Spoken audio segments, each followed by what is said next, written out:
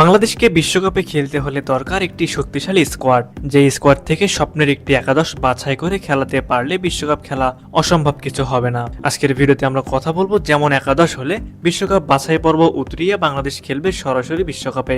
এই জায়গায় বাংলাদেশি বংশোদ্ভূত ফুটবলারদের উপস্থিতি থাকতে হবে বেশি।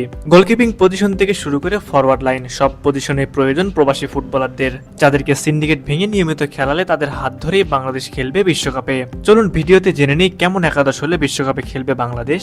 নাম্বার 11, আনিসুর রহমান জিকো। একটা সময় দক্ষিণ এশিয়ার সেরা গোলকিপার ছিলেন জিকো, কিন্তু কিছু বিতর্কিত কারণে দল থেকে বাদ পড়তে হয় জিকোকে।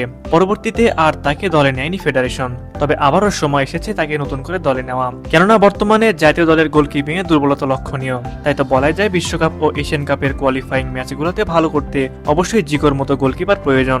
নাম্বার 10, জায়ান আহমেদ। বাংলাদেশের ডিফেন্সে নতুন সংযুক্ত হয়েছেন জায়ান। লেফট ব্যাকে জায়ানকে এখন থেকে নিয়মিত খেলাতে হবে বাফুফের, কেননা তাকে ফিউচারের জন্য রেডি করতে হবে, যাতে করে বাংলাদেশ ফুটবল দল বিশ্বকাপের প্ল্যানকে মাথায় নিয়ে সামনের দিকে এগোতে পারে।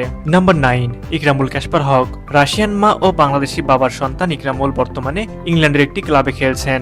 তার খেলার ধরন শক্তিশালী ডিফেন্ডিং ও আক্রমণাত্মক মনোভাব ইতিমধ্যে অনেকে নজর কেড়েছে। ফিউচারে জাতীয় দলের হয়ে ইকরামুলকে নিয়মিত খেলাতে হবে। নাম্বার 8, তোফায়েল তানিম। তোফায়েল তানিম ইতিমধ্যে বাংলাদেশের পাসপোর্ট হাতে পেয়ে গেছেন, তাই তো ফেডারেশনের উচিত আর দেরি না করে খুব শীঘ্রই তাকে জাতীয় দলে নেওয়া দরকার।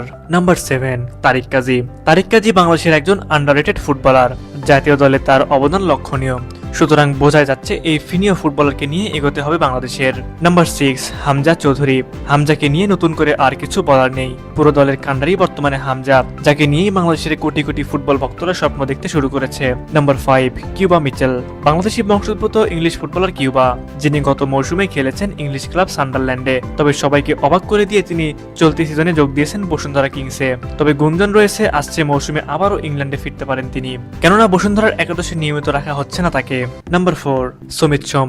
বাংলাদেশের অ্যাটাকিং মিডফিল্ডে সমিত সোম হবেন কার্যকরী অপশন। মিডফিল্ড থেকে ফরওয়ার্ডদের জন্য নিয়মিত বল সাপ্লাই দিবেন সমিত। কানাডা থেকে আসা এই ফুটবলার এরই মাঝে জাতীয় দলে দেখিয়েছেন তার চমক। নাম্বার 3, ফাহমিদুল ইসলাম। ইতালি থেকে আসা ফাহমিদ এরই মাঝে জাতীয় দলে তার জায়গা পাকা করে নিয়েছেন। ফিউচার প্ল্যানে ফাহমিদকে নিয়ে এগোচ্ছে ফেডারেশন। বাংলাদেশের পরবর্তী বিশ্বকাপ বাছাই ও এশিয়ান কাপের বাছাই ভালো কিছু করতে হলে অবশ্যই ফাহমিদের মতো উইঙ্গারকে প্রয়োজন। নাম্বার 2, রিকুতো হাশিমাতো। বাংলাদেশি বংশোদ্ভূত জাপানি ফুটবলার রিকুতো খেলেন মিডফিল্ড ও উইং পজিশনে।